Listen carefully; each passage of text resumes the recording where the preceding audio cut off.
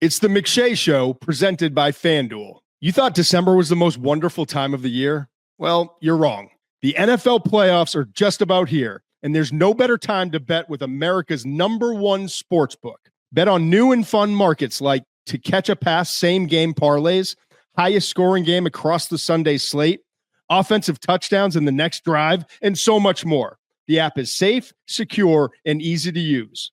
And when you win, you'll get paid instantly. Plus, get exclusive offers all playoffs long. So download the app today and bet the playoffs with FanDuel, an official sportsbook partner of the NFL. The Ringer is committed to responsible gaming. Please visit rg-help.com to learn more about the resources and helplines available and listen to the end of the episode for additional details. Must be 21 and older and present in select states. Gambling problem? Call 1-800-GAMBLER or visit rg-help.com.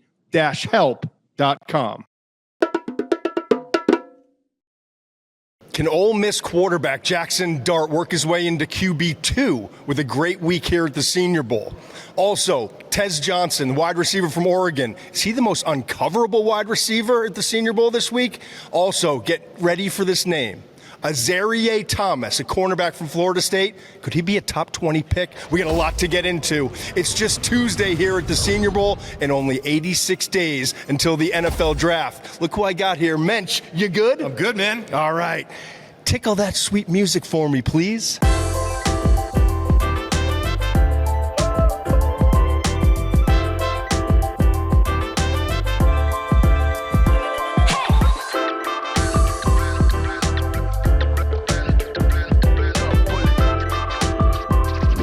Well, you heard it in the open. There's a lot going on, and this is exciting, man. You know, it's Tuesday. It's the first day of practice. We have 3 days of practice here at the Senior Bowl.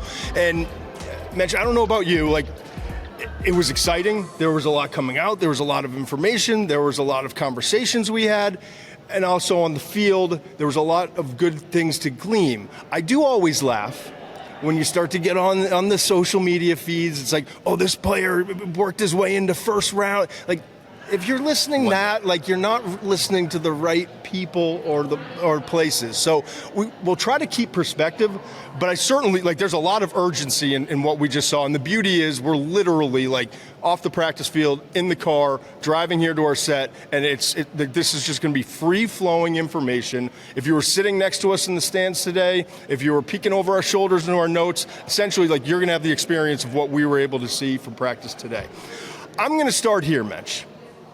The quarterbacks. Of course. Okay? Because everyone has to start with the quarterbacks. You know, I broke free from the chains, but I still have bad habits where we always have to be talking about the quarterbacks. There are, 6 or 7 quarterbacks here today. So let's break it down. We've got, on one time in the morning session, we saw Tyler Shuck. We saw from Louisville, the quarterback, Dylan Gabriel from Oregon. We have the Canadian quarterback, Taylor Elgersma, right? On the opposite side this afternoon was Jaxson Dart, kind of the headlining group, okay? Jaxson Dart from Ole Miss, Jalen Milroe from Alabama, Riley Leonard from Notre Dame, who, by the way, we applaud you, Riley. Like, the fact that you're coming off the national championship game in a loss after that first drive and, like, the exhaustion he must have had, and right here to Mobile to compete, it shows how important he realizes this process is, you know, this part of the process is for his NFL draft stock. And finally, Seth Hennigan from Memphis. I've got a lot to get into here, but I'm going to start with you, Mensch. First reactions and things that you saw from the field today. I thought it was a slow start for the groups overall. I thought Jaxson Dart didn't wow. I thought he was okay. I thought it could have been a little more consistent. I thought Jalen Milroe from Alabama had a tougher start. Some issues with accuracy, holding on to the ball, wanted him to get the ball out a little bit quicker. Those are the two big names that we were looking at. And honestly, I wouldn't use the word disappointed, but it wasn't the start that I was hoping that they would have. It is always the story. I mean, just being here, we got here on Sunday night. Today's Tuesday. We've got practice on the Wednesday. Practice is arguably the most important because the installs are in. It's more physical. But then Thursday, we've got some special team stuff, some other installs. The red zone periods are hugely important. But the conversations and the people we saw and some of the talk, it really always centers around the quarterbacks. I even had a head coach, right? Yeah, I mean, this is what I was going to say. I want people to understand this is very much unsettled. When Todd says that Jaxson Dart could be the number 2 quarterback or the number 3 quarterback, he had a head coach approach him today and ask him, kind of where do you see the guys at this point in the process? I mean, it's still January. I know people are like, oh, we just had the college football season, and they think they know where everyone is on the board. Some of these coaches are just digging into this tape and figuring out the guys that they like, maybe dislike. And someone pulled Todd aside and said, what are you seeing? Yeah, it was interesting. And you got to remember, head coach in the NFL is coming off of coaching a season. It probably took a minute to breathe, and then is probably just delved in. And this is a coach who, by the way, a team that needs a quarterback. So very much interested and just starting to get into this process, right? And there's a general manager, there's scouts, and like everyone is doing their job in the personnel department, but you're not drafting a quarterback unless the most important people in your organization are signing off of it. Ownership to start, general manager, and your head coach, right? Especially when the head coach has a history of developing quarterbacks and coaches that side of the football for the most part. So to see like the urgency it being pulled aside in a hallway, like, what do you got? Like, you've spent all season. I'm just starting in this. It shows like, all right, here we are. Like the draft is starting, and we've got to start figuring things out with these guys. I mentioned in the open, can Jaxson Dart work his way to QB2 in this year's class? I did that not to get a shock and awe and like, to get ratings and clicks and all that stuff. Caught my attention. I did it because there's a little bit of an underswell, if you will.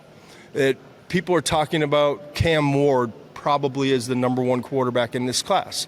Talking about Shedeur Sanders as a guy who certainly is a first-round pick in this class. But there are some people in the league that believe Jaxson Dart could be QB2. And will it be decided here in Mobile? No, not necessarily. You got to remember, you've got a career of tape for both of these guys. You've got this week. Shedeur was at the East-West Shrine game, we should mention, but Shedeur did not participate. That was all part of the design. Just full disclosure, he accepted the invitation from the East-West Shrine game, went, participated, I'm sure, in interviews, but he never put on pads, never practiced. There was never any idea that he would. He did it so he could help other players on his team get opportunities to be in front of all 32 teams and NFL scouts. And I applaud him for that. He'd be a good teammate to the very end.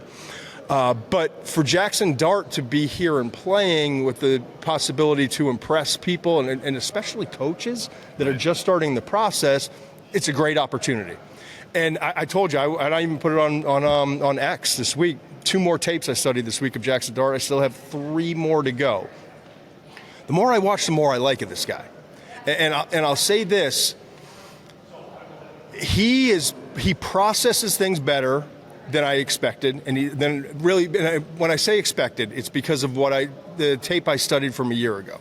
He's processing things better this year, right?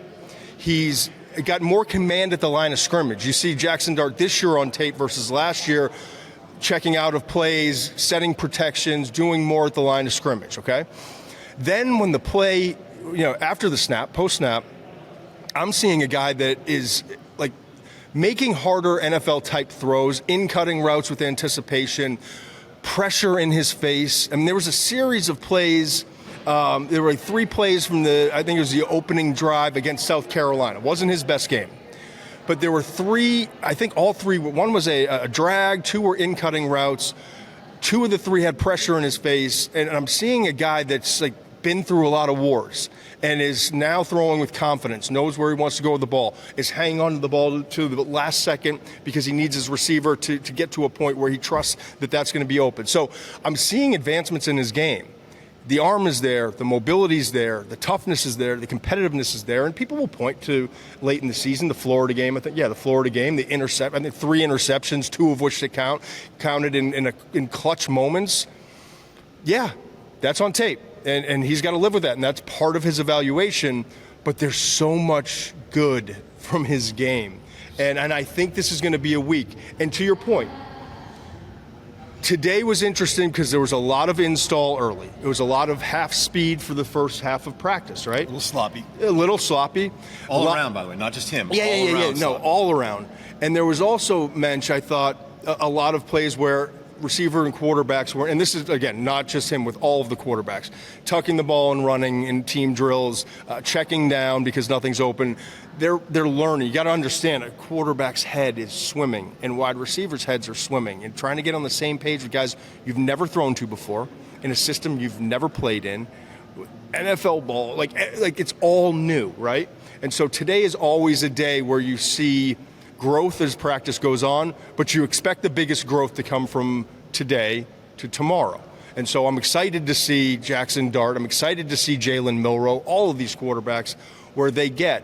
But for Jaxson himself, I thought he showed a lot of poise. I thought today he was kind of in control. I do think we're going to see more of like that alpha come out in him the next couple of days. Once he gets command, then he'll start taking command and demanding things from his teammates. You're not there yet on the first day. So that was the first thing that jumped out to me. But in terms of just throwing the ball the way it came off his hand, above average, good, good accuracy overall, good zip on the ball. Wasn't a throw he made where gave me any concern. Overall, I thought for what today offered, it was a solid day from Dart. Jalen Milroe was a different deal, though. I mean, I'm just going to be honest. My biggest concern with Jalen, and I should mention, and we're not going to do the whole thing. Like I've done enough of the sports centers and the get-ups and Kenny Pickett's and under 9-inch hands, and it absolutely is a factor in the evaluation. Okay, the hand span from here to here. That's how they measure it, from the end of your thumb to the end of your pinky, right? And it's important, obviously, for wet conditions and poor conditions. How can you throw the football? But and we've seen guys like Jared Goff had smaller hands, and I remember, I'll never forget being at the Cal Pro Day, right? And we got I think it was a Cleveland Browns quarterback coach had him dipping the ball in a bucket of water. Yeah. So sometimes we get a little crazy with all this, but didn't Pickett wear gloves? Kenny Pickett wore gloves. Yeah. We've had all sorts of crazy stories. We're not going to harp on this a lot, but it is a factor. It's one small piece of the evaluation that Jalen Milroe at 6'1.5", 220 pounds when they did the measurements on Sunday afternoon, I believe. He had 8 3/4-inch hand span. Kind of the cutoff for acceptable, and when I say acceptable, for the cutoff for where you can live with it and feel like it's not going to be a factor is 9 inches. So 8 3/4 is, you would say, it's not the big difference, but it's concerning for some teams. It's a red flag. It's a red flag. So that's that.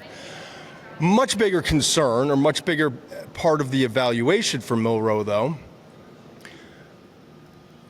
is it, when it comes to ball placement and accuracy, here's the question I have. Is it we're not naturally accurate? Or is it a game circumstance, things are happening too fast, bullets are flying, I've got zone read, all these different things that I'm responsible for? What I saw today from Jalen Milroe, and we're gonna leave it at this and table it, okay? Because part of the process is, all right, here's where he was in day one. Where does he improve on day 2? Is he getting better on Thursday, in the game on Saturday, all sorts of things. You've got to remember with a player like Jalen Milroe, whose greatest strength, his 2 biggest assets, right? First one is his mobility. His greatest strength is his mobility. And that's put on the side in practice at the Senior Bowl, because quarterbacks, they're not going to let him get hurt. So they're not going to run them in team drills. They're going to protect them. So the mobility aspect of playing quarterback is not a factor during the week of practice, which takes away his greatest asset. So we're not going to see some of that brilliance here, okay? What it also does is it puts all the spotlight on you as a passer, in the pocket, timing, anticipation, ball placement, your ability to layer the football, your ability to hit spots when you're throwing before a receiver gets out of break, your ability to show finesse on throws that require finesse, okay?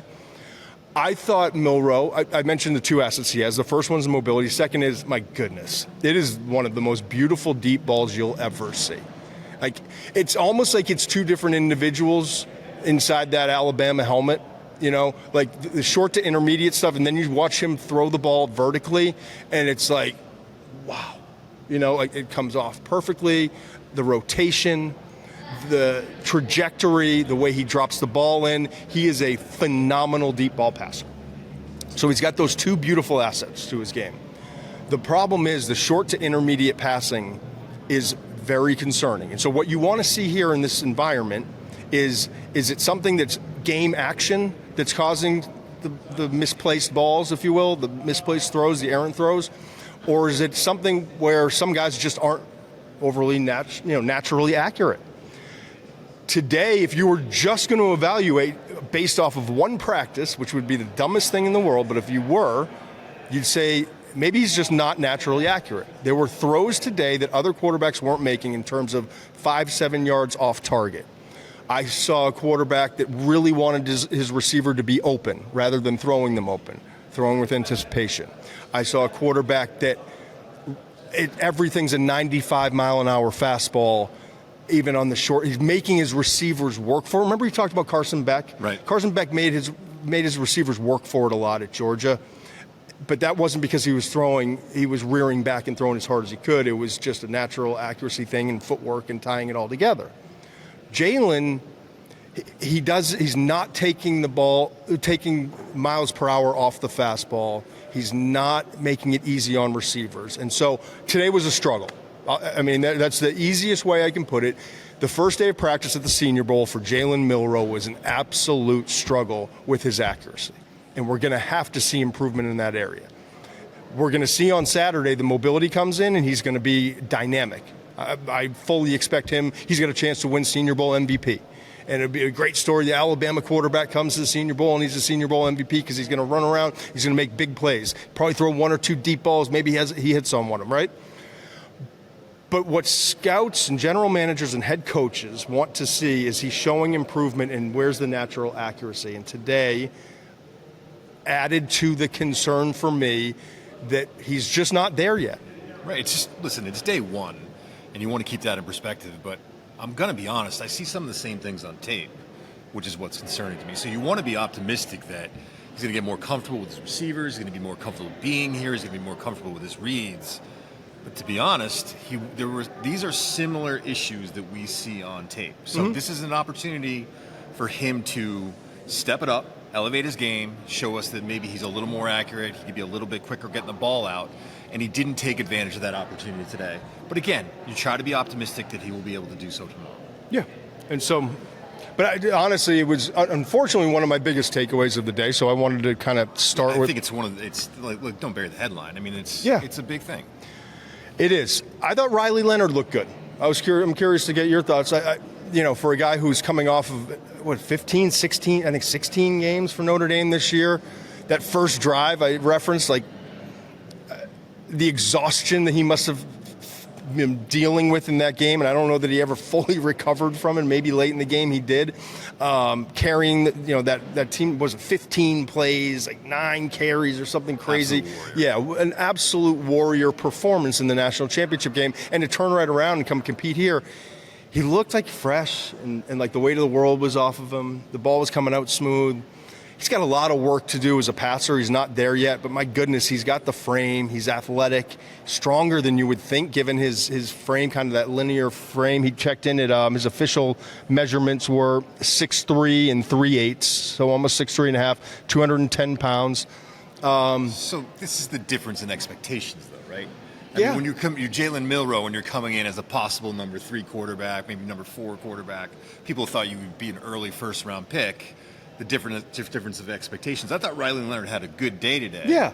And and again, all the credit in the world for showing up here and competing. And it is a big deal to do something like that. But there is a difference of expectations, and you're looking at Riley Leonard as a potential backup in the league, as a day 3 pick, as Jalen Milroe might be a franchise quarterback. So just to kind of keep that in perspective about how that affects how you're viewing a player. I'm not ignoring you and texting people right now, by the way. It would be the first time. No, it would not. It wouldn't be the first if you were doing it to me. I thought this was interesting. The other quarterback, big name quarterback, and quarterback that I legitimately am intrigued how he performs this week, and coming off a phenomenal year for Oregon is Dylan Gabriel, right? Dylan checked in at undersized as expected. He was 5'10" and a half. Okay, 202 pounds, thickly built for that frame. 9-inch hand span. We talked about that's kind of like the Mendoza line, if you will. A couple thoughts on Dylan, but let's just go with the fun stuff first. So throughout the week, and we'll talk about something like zebra technology is unbelievable, right? Jim Nagy, executive director here at the Senior Bowl, he's done a great job of making sure that scouts have what they need. This has got to be the most valuable part of the evaluation process, right? And in doing so, what's the technology that scouts are looking at? Zebra technology is utilized for miles per hour. What's the top speed, play speed? And to be honest with you, and I know a lot of executives in television might not even want you to know this because the combine coverage is so important, right? And we have so many eyes on it. It's more important to me, at least, than a lot of scouts that I talk to, when you got pads on. Yeah. When you're playing the game. When you're getting chased, when you're chasing someone else. What is your true play speed? So the 40-yard dash it is a tool that is absolutely utilized, especially cornerback and wide receiver. And ironically, at offensive line, it correlates to success in the league, which is wild. We'll get to that when we get to the combine next month. But for now, this zebra technology, it's usually we talk about it in reference to the speed of players on the field, miles per hour, right? They also do this thing. They track it's called ball metric leaders. They have the ball metric leaders, and this I should mention is just from the national practice. This is the one with Shuck and Gabriel on that side, at quarterback. Gabriel had the fastest initial airspeed of 74.9. Now I read that 74.9 miles per hour. Okay.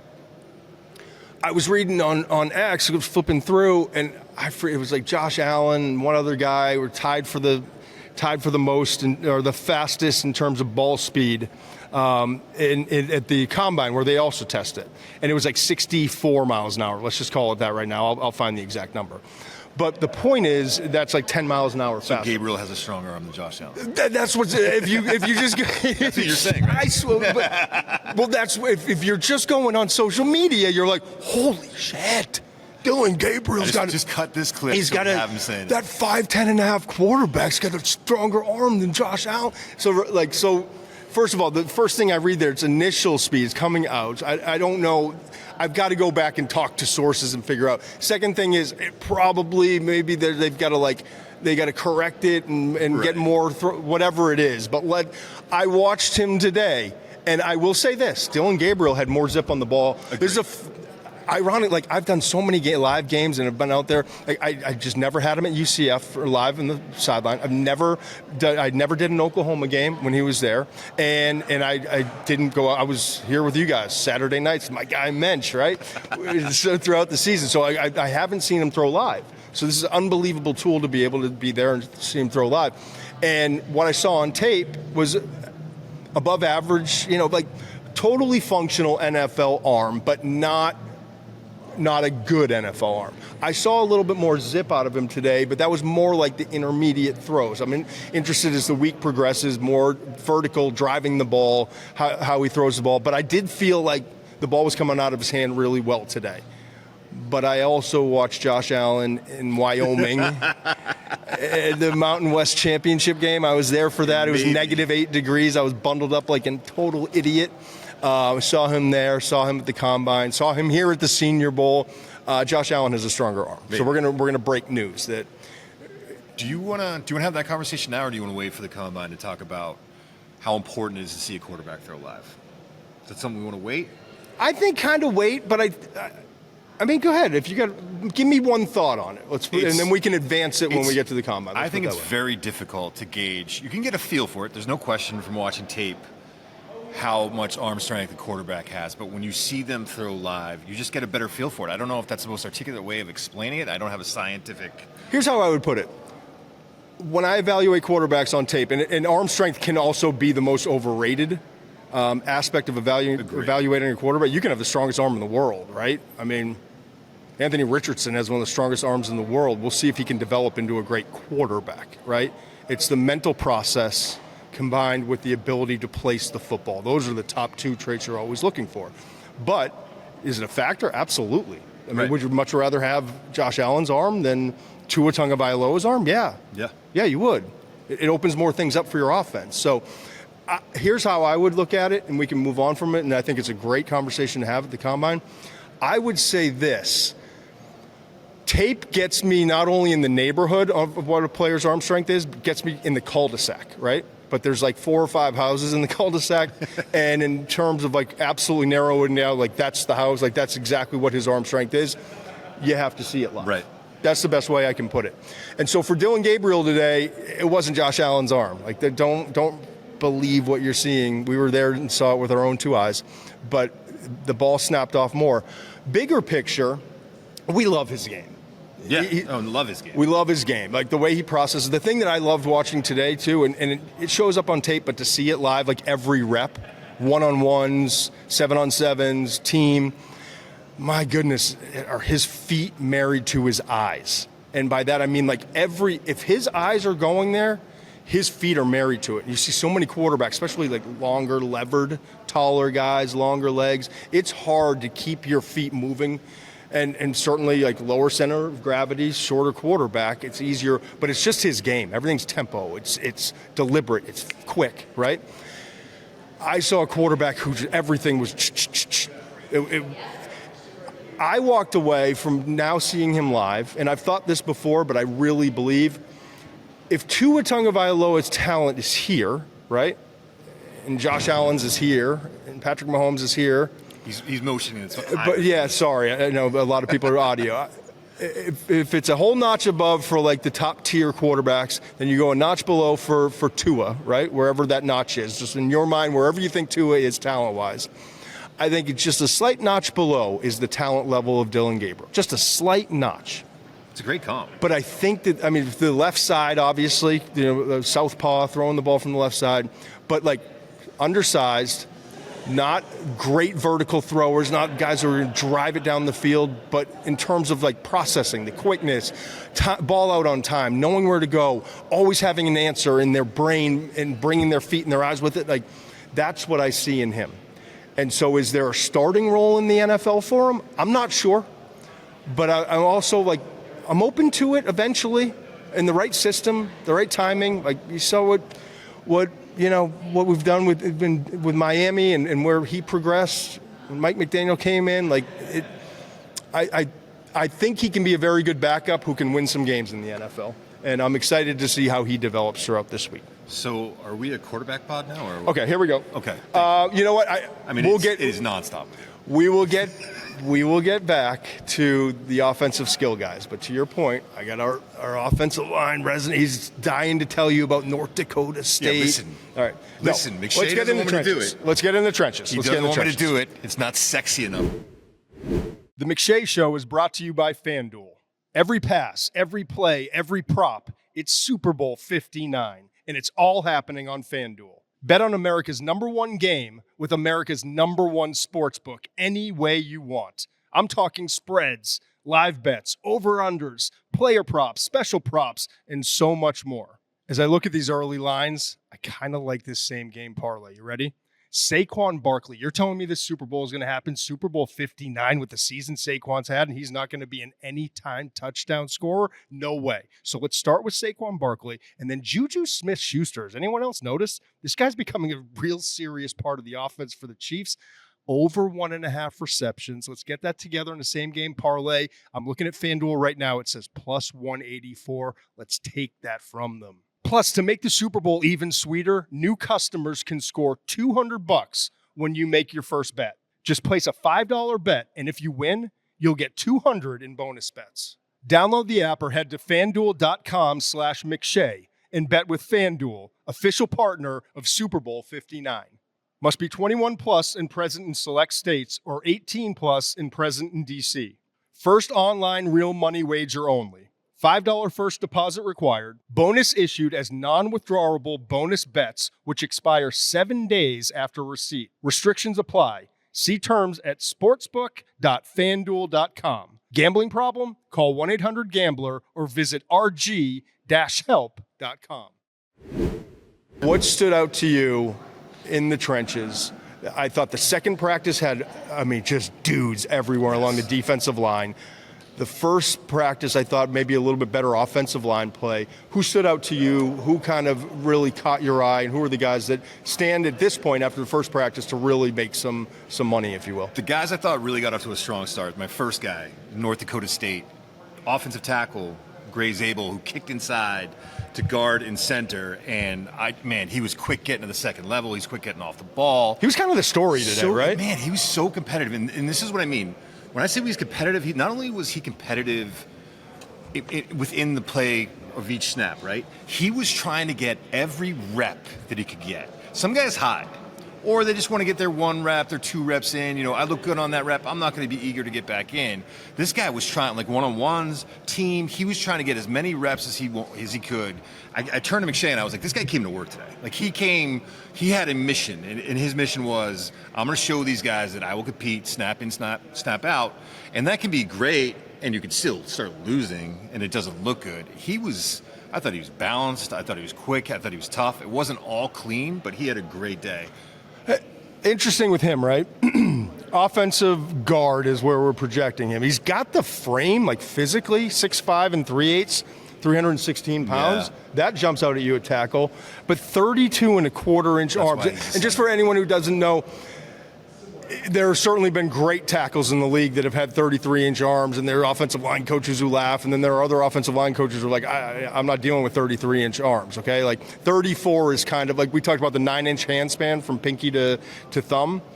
33-inch arms is kind of, or 34-inch is kind of that Mendoza line for offensive tackles, typically, not for everyone. His are 32.25, so it's like, that can be it can impede you. And why is it important? Because you got a lot of defensive ends that have 34, 35, some 36-inch arm length. And if they can get into your body and do this and lock out against you, then you're like the 10-year-old with his 18-year-old uncle trying to, as he's holding your head down and you're trying to throw punches and you just keep missing, right? And so that, to me, he's a guard all day in what is kind of like a sneaky good guard class, and I don't want to spend a ton of time on this. I think he plays center, man.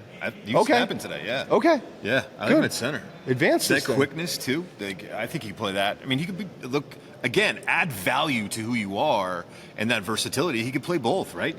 When you're trying to find ways to save roster spots, and you got a guy that can play guard and center, I mean, the NFL teams are looking for that all the time. The other guy I'm going to say is Virginia Tech defensive tackle Aeneas Peoples.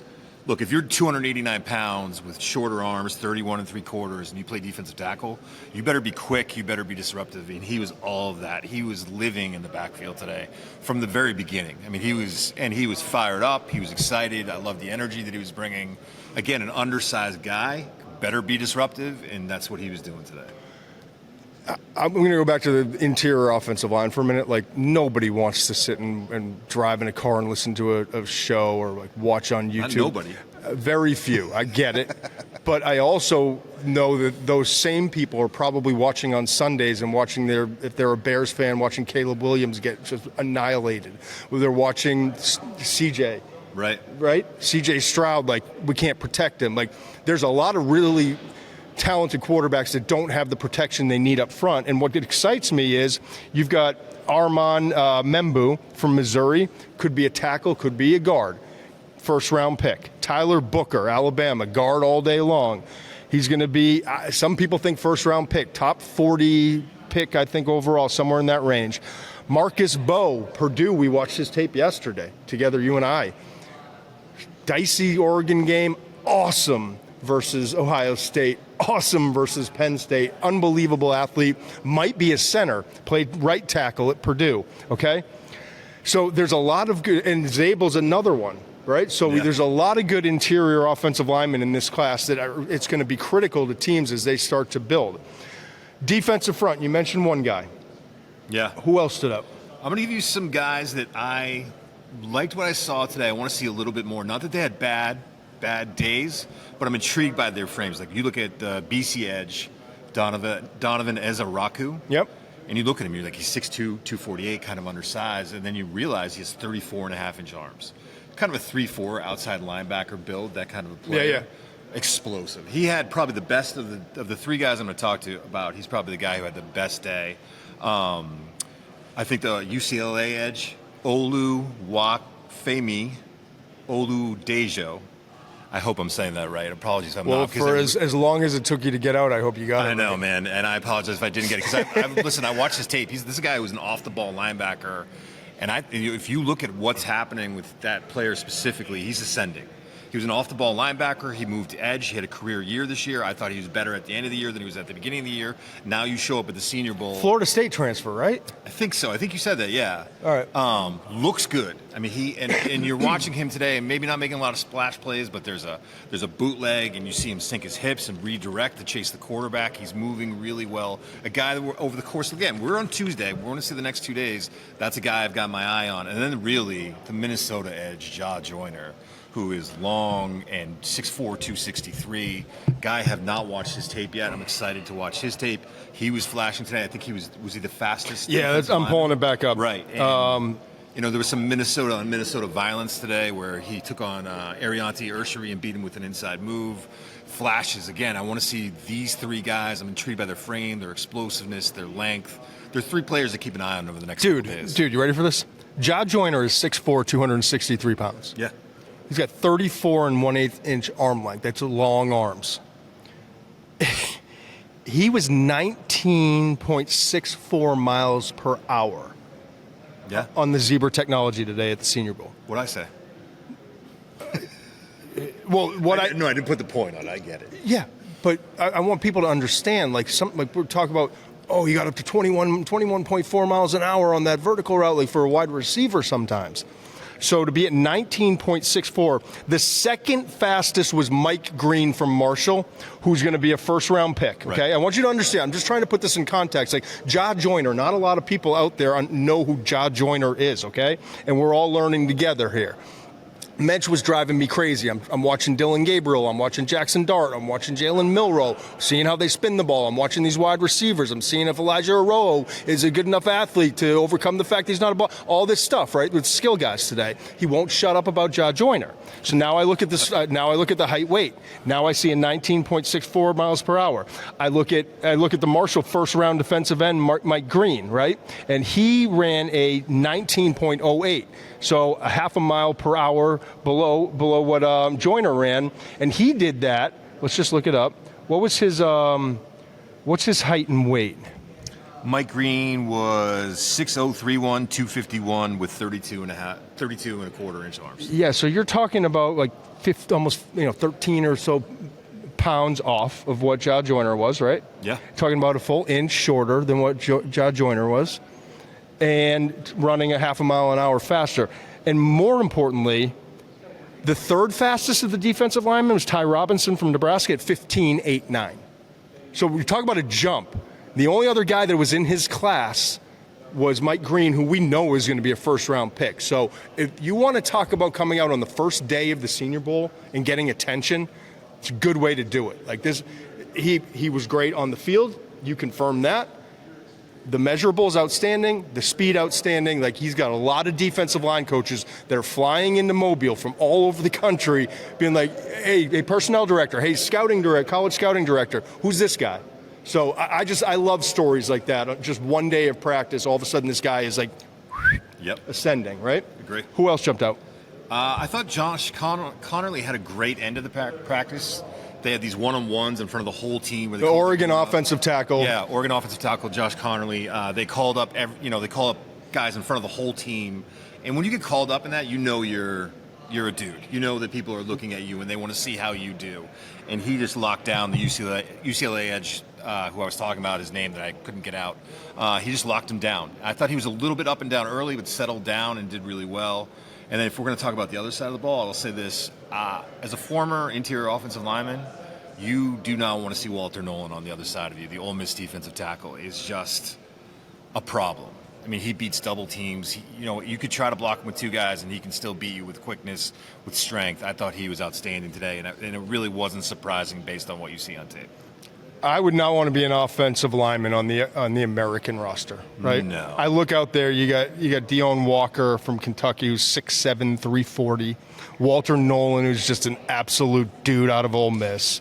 You got Jared Ivey from Ole Miss as well. You've got Omar Norman Lott, who's moving up this year. Today. TJ Sanders, a 3 technique, who I just watched his tape. I really like the way he moves. And then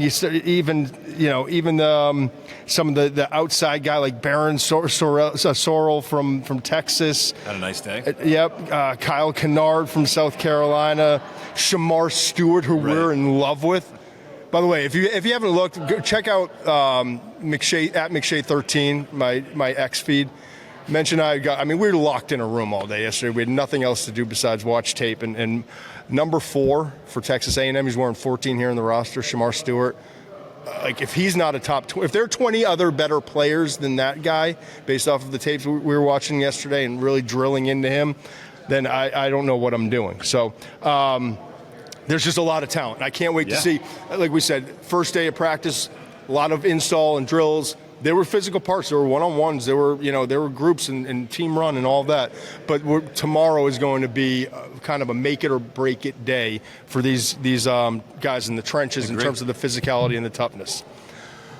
Wide receiver, interesting group. Not the best I've ever seen here, but still a lot of talented players. Just kind of go through the notes. It was interesting.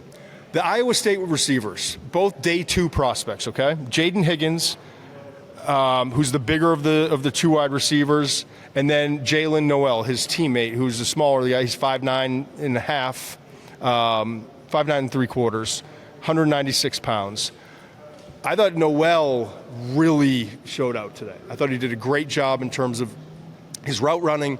I thought he was a player who could get off of the line of scrimmage when they tried to press him at times. I was really just impressed with his game, plucking the ball on the run. That's why I wrote pluck and run, natural hand catcher, speed. You saw a second gear with him, okay? So Jalen Noel, I thought, had a really good day. On the flip side, and it was day 1, but I expected Jaden Higgins, who's a bigger receiver, to come in and kind of out-physical guys and have contested catches. Not the fastest dude in the world, but I expected him to be consistent catching the ball and make some plays. I thought he struggled today. 6'3 3/4 is what he checked in, 217 pounds. Body beautiful, looks the part.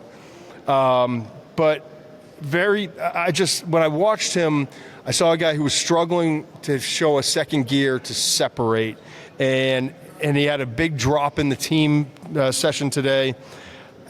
And it was interesting to me.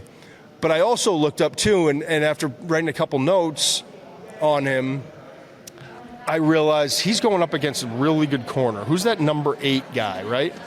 Yeah. Who's number 8? And I was like, oh no, okay. So maybe it's okay that he's not separating. Azareye'h Thomas from Florida State, and I mentioned in the open, he was the best player on the field that I saw today. And again, I wasn't... Regardless of position. Regardless of any position. And I want people to understand, nobody watched Florida State after the first couple weeks of the season unless you were a diehard Florida State fan or a really good team was playing them and you're a fan of that team. That program fell apart this year. But Thomas, I was so impressed with the way...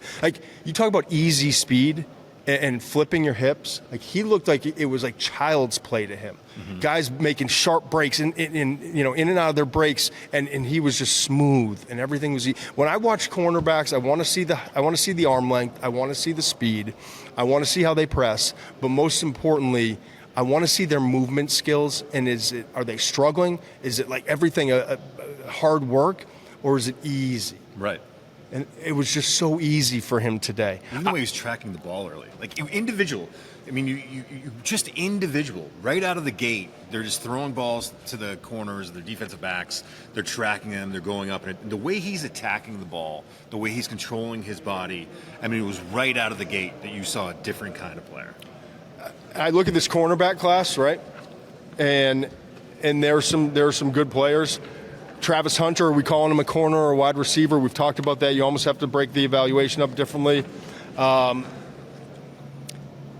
has 10-inch hands, by the way. Yeah. Yes. That's wild. What's his arm length?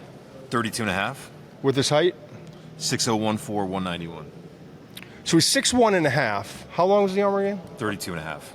Above average to good arm length, good arm length as a corner. 33 is when you're like, oh, okay, he's a Seattle corner. You know what I mean? he's one of those cover 3 guys. But that's like those measurables are they're not elite, but they're very good. Check. Yeah, and big hands. Then you see the easy speed on tape and in person, and you see the movement skills, the confidence. Like, I thought it was interesting this week. Bill Belichick went through. I think it was on the pivot, maybe, like the checklist Nick Saban did, talking about Bill Belichick and learning about defensive backs and what they look for in corners, and like. They kept bringing up, and then we saw checklists come out. I've seen them before, some like 15 years ago. A coach who was on the staff at Alabama shared some of like the critical factors and things you look for. But so important to them, one of the things was how comfortable are they, how effective, efficient, and relaxed and productive are they when the ball's in the air, which makes all the sense in the world. And you can't measure it with a number. You can't get a miles per hour on it, but you know it when you see it if you've done it long enough. And this guy's comfortable when the ball's in the air. Yeah, natural. And so that's going to lead to fewer pass interferences. No panicking. It's good. Yeah, like that. There's always that like moment of truth in coverage, right?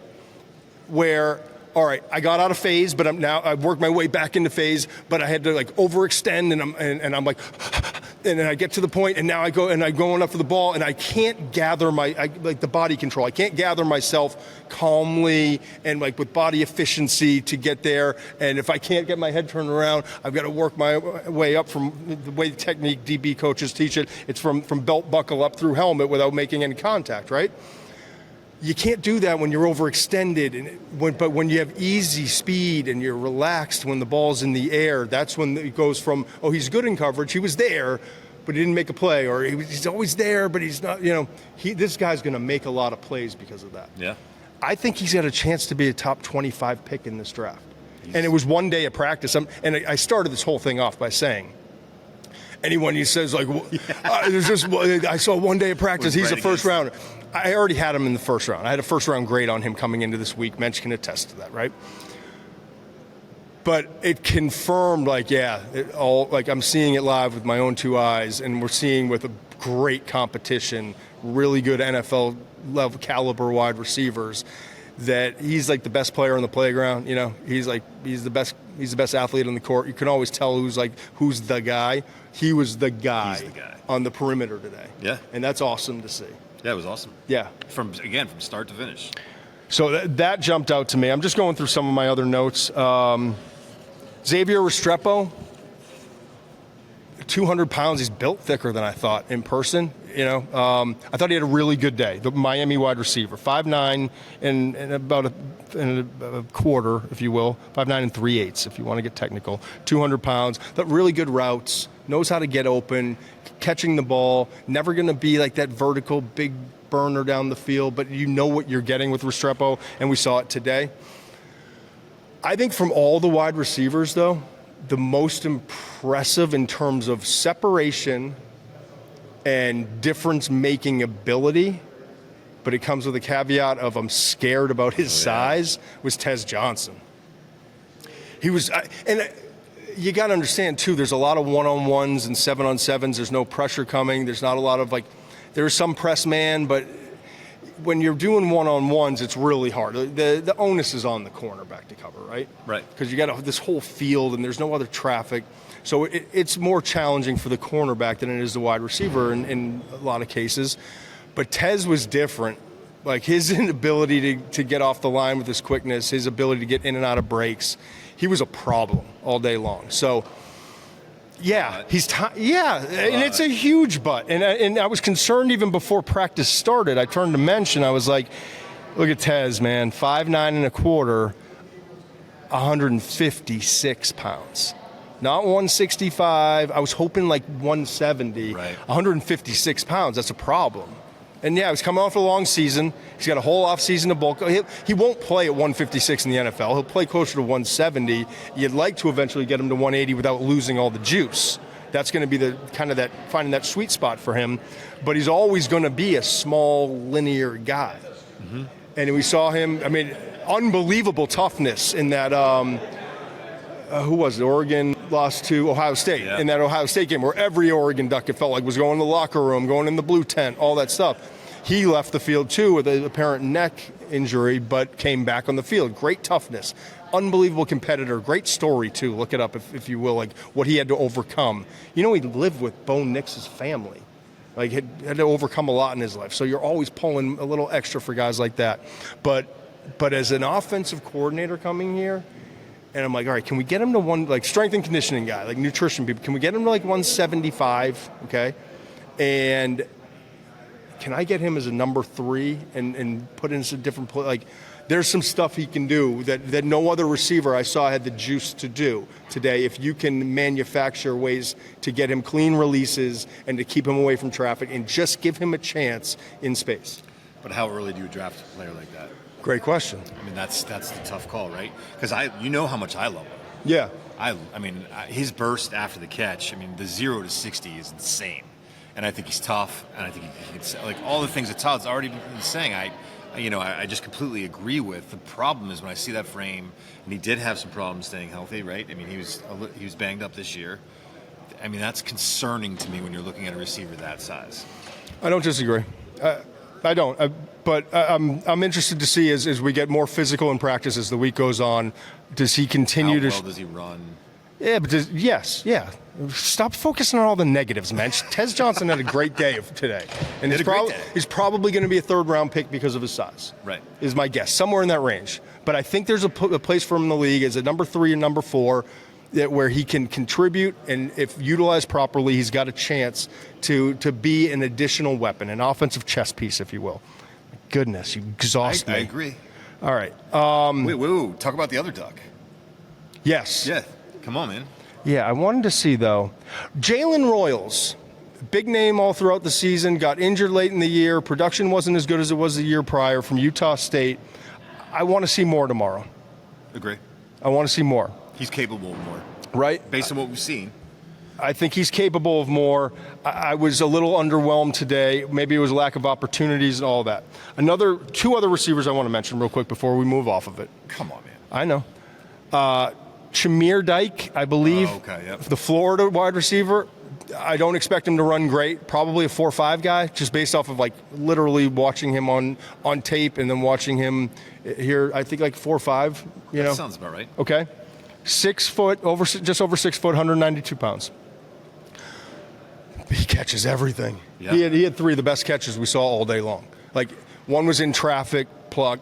Another one was a great away from the body adjust. Third one was an in-cutting route. Got it with one hand and kind of propped it back up and brought it in.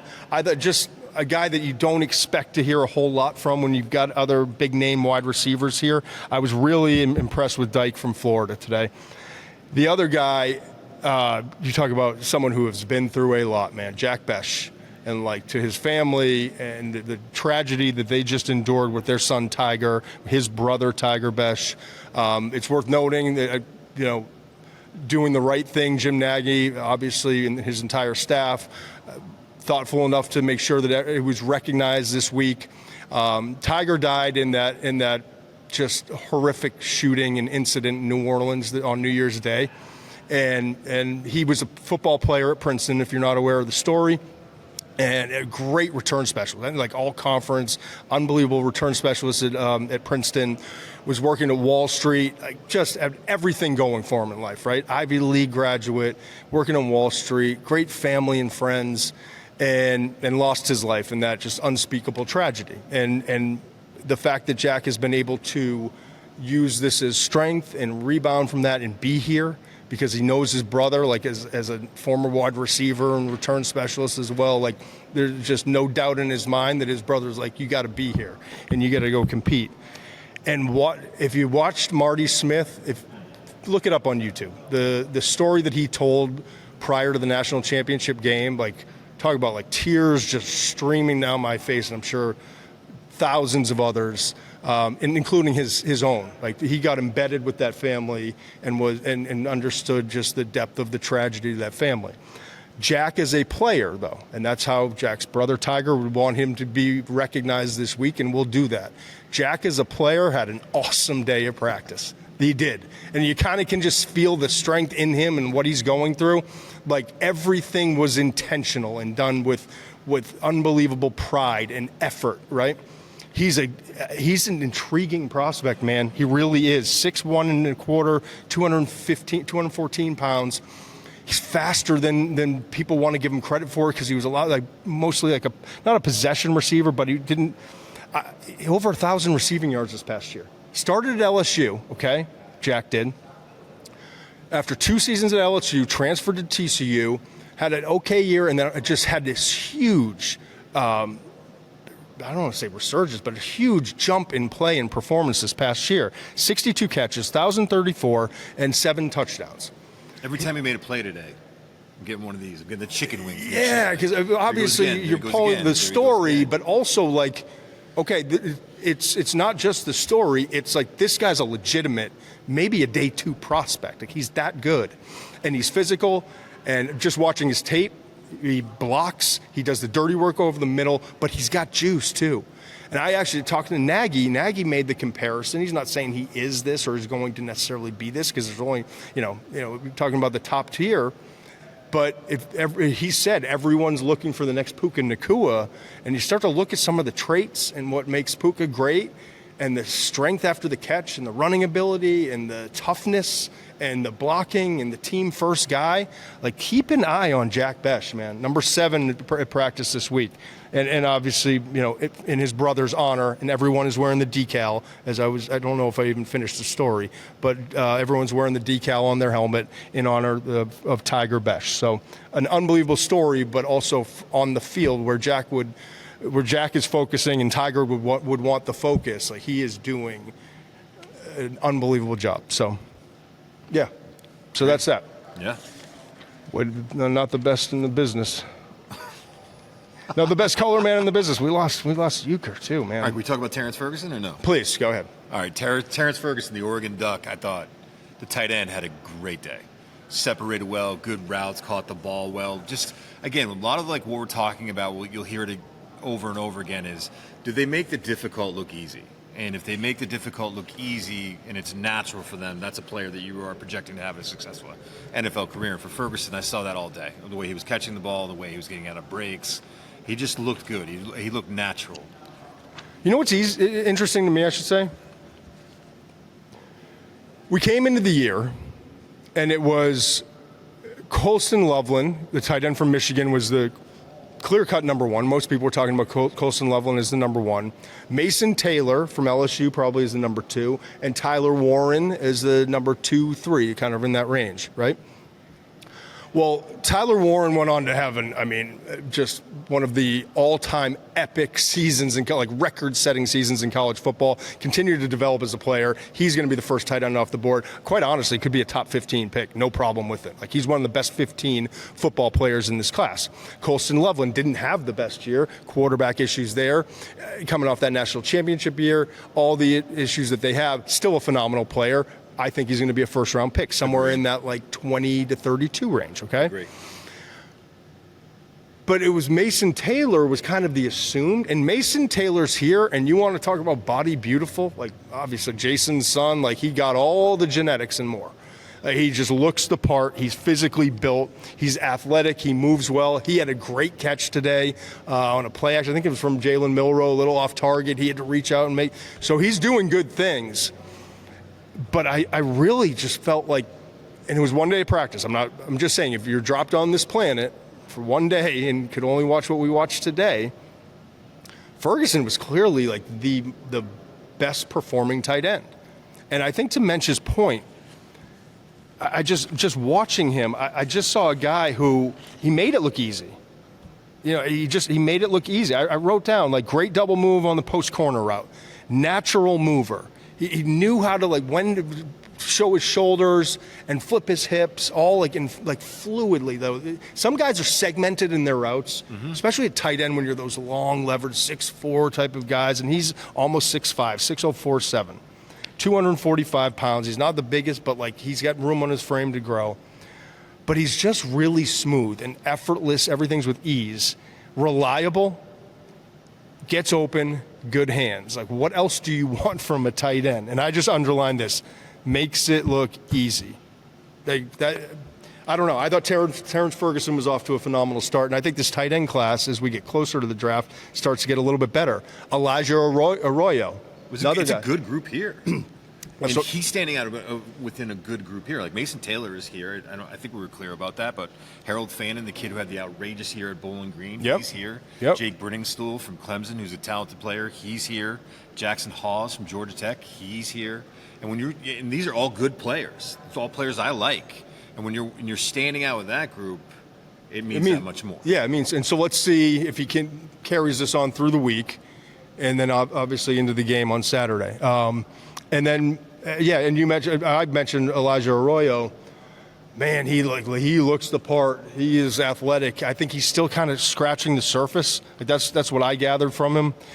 I saw that he had a great start to the year. And then his production was kind of up and down, more downs, quite honestly, than up. But was that like Cam Ward? The game was outrageous. Yeah. Yes. Mm-hmm. Outrageous. But I want to see.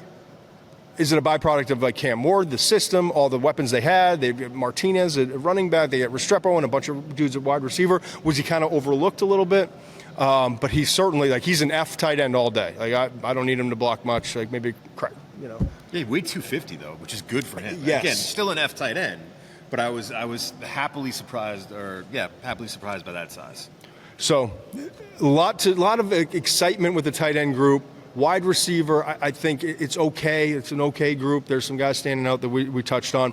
Running back is the hardest position. Running back and linebacker are two really hard positions. Safety is always hard to evaluate, in my opinion at least. But running back here is really difficult because what makes you great as a running back, it's not necessarily like Emmitt Smith is one of the greatest of all time, right? And he ran like a 4.58 or something, whatever it was. So it's hard to watch running backs, especially the first day of practice where there's a lot of install, there's a lot of 7-on-7, there's a lot of like one-on-one. It's the instincts, the vision, the knowing when to cut, all those things that make a running back a great running back. So it's hard, but a couple guys stood out to me just in terms of their movement.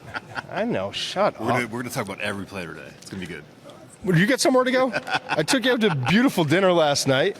Thank you, by the way. Chuck's Fish. Chuck's Fish was unreal. We talked about Chuck's Fish. It lived early up in to the that. year in Athens. Well, Chuck's Fish, Chris Eddings, thank you very much. Service and food. Service impeccable. Food was phenomenal.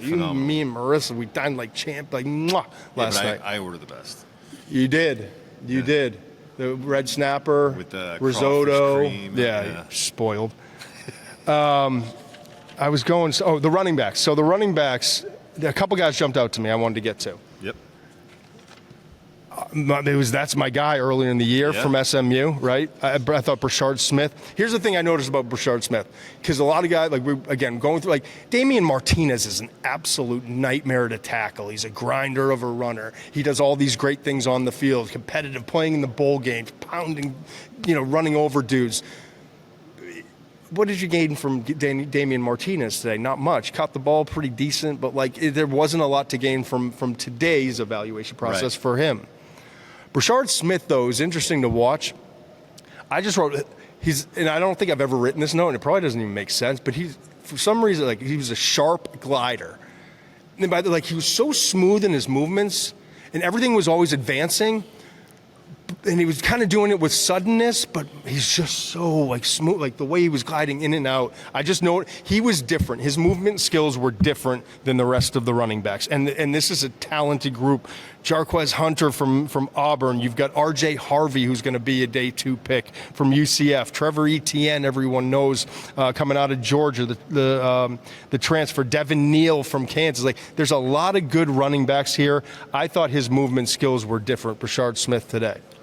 He went up against, I forget who the defender was, and Smith ran an out route, and he got covered, and the defender was talking all kinds of smack, yelling, pick up the ball, no way.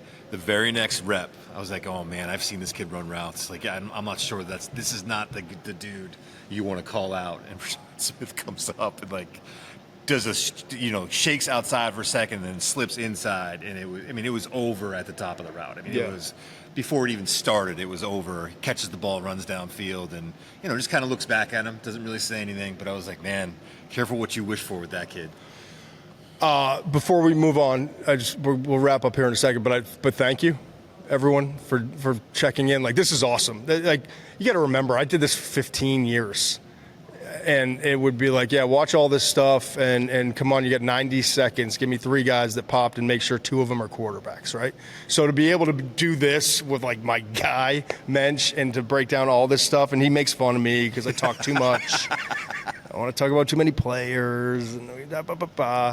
But this is great, and I hope you guys appreciate everything here and appreciate the urgency of it. Like, we're fresh off the practice field. We're here today. We're going to be back tomorrow on Wednesday. We're going to be back on Thursday after those 3 practices. So we're going to, and I think on Thursday will be the appropriate time, and then we'll do it next week as well to look back and start the mock draft. By that, we're going to mock it up next week. Can't wait. We're going to mock it up. I think it's next week. I think the 10th of February is when we're going to mock it up. We'll give you all the details as we get closer. But the important part is, thank you for watching. Please click the button, subscribe, like, all the stuff that helps us stay in business. We get producers and cameramen. We all want to feed our families. Like, we need to keep this thing going.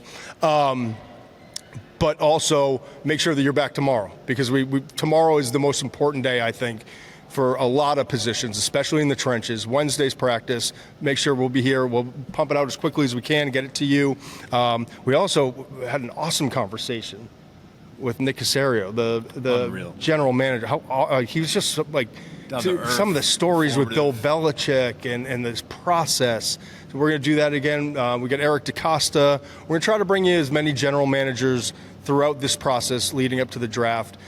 Kind of the similarities, the differences, the processes, like what drives them still, how they're building their roster, stuff that, I don't know, I feel like they want to share, because they don't often, they're always the guy that's coming out and saying they cut the player, they signed this player, we won or we lost. You don't get to see enough of the guys that really build this roster. So we're going to feature that moving forward as well, and we'll have information when we're going to share these GM interviews that we're doing. Let's just wrap it up, man. Tomorrow, Wednesday's practice, give me a couple guys that you're really excited to watch and what you're kind of wanting to see. It's Joiner. I mean, we hit on it, but I'm just going to say it again because I just want to reiterate. Yeah. It's the Minnesota edge, Joiner. I really want to see him have a good day. I'm also very intrigued by the Ole Miss edge, Jared Ivey. I think he's kind of, he's in that middle tier. I've been higher on him. I thought he flashed today. He's got good tools. I kind of wanted to see him take it to the next step and elevate his game. And hopefully Armand Membu, who did not practice, the right tackle from Missouri, whose tape I love. Hopefully he's able to go tomorrow. We'll see how that goes. But if he can go, he's a player to keep an eye on. I mentioned Thomas, the cornerback from Florida State, was like clear-cut best player if you were just dropped on this planet for one day to watch. Like, he was awesome in every area that you would want a cornerback to be awesome.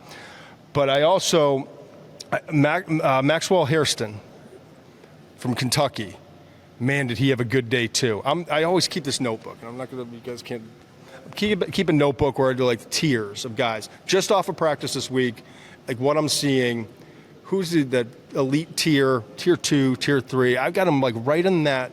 Is he at the bottom of tier 1? Is he top of tier 2? He's a guy, and I'll move this page will be unrecognizable by the end of the week, but it's something I'm just keeping an eye on. He's a guy that I think is going to keep getting better as the week goes on, and I thought he was really good this week, the cornerback from Kentucky. And I know I'm a sucker for it, man, but like Jaxson Dart, now that he's got the installs, now that he knows his receivers, this is his chance to shine. He's got Wednesday practice, Thursday practice. He's a competitive dude. He's the alpha. Like, is he gonna? I want to see him become like standout, like take over this team. Barking orders. Now he knows what the orders are. Like, I want to see him kind of. We've seen it before. I've seen like Josh Allen from day 1 to day 2. Justin Herbert. Justin Herbert, day 1 to day 2. I go back like Carson Palmer back in the day. Like the great ones elevate. Right. Baker Mayfield. Like we've seen guys come here and just elevate. I want to see that from Jaxson because there's a lot of buzz and a lot of guys in his corner that even I wasn't aware of coming into this week. So that's going to be the biggest storyline here. And Jalen Milroe, what's the progression day 1 to day 2? How does he progress from a day that was not ideal, but it's a jumping off point, and let's see where he is on day 2. And I mean, there's a whole bunch of guys, but that's – and Josh Connerly. That's my guy, man, going back from a long time. Good day. Want to see more. Want to see him dominate. Want to see him show the athletic skills. It's going to be a big day for him and a big day for all of these players. So once again, we appreciate you being here. We appreciate you joining us throughout this entire week. We'll be back tomorrow. For my good friend Steve Muench, I'm Todd McShay. We'll see you soon. Must be 21 plus and present in select states. For Kansas, in affiliation with Kansas Star Casino, or 18 plus and present in D.C. Gambling problem? Call 1-800-GAMBLER or visit rg-help.com. Call 1-888-789-7777 or visit ccpg.org/chat in Connecticut or visit mdgamblinghelp.org in Maryland. Hope is here. Visit gamblinghelplinema.org or call 1-800-327-5050 for 24/7 support in Massachusetts, or call 1-877-8-HOPE-NY or text HOPE-NY in New York.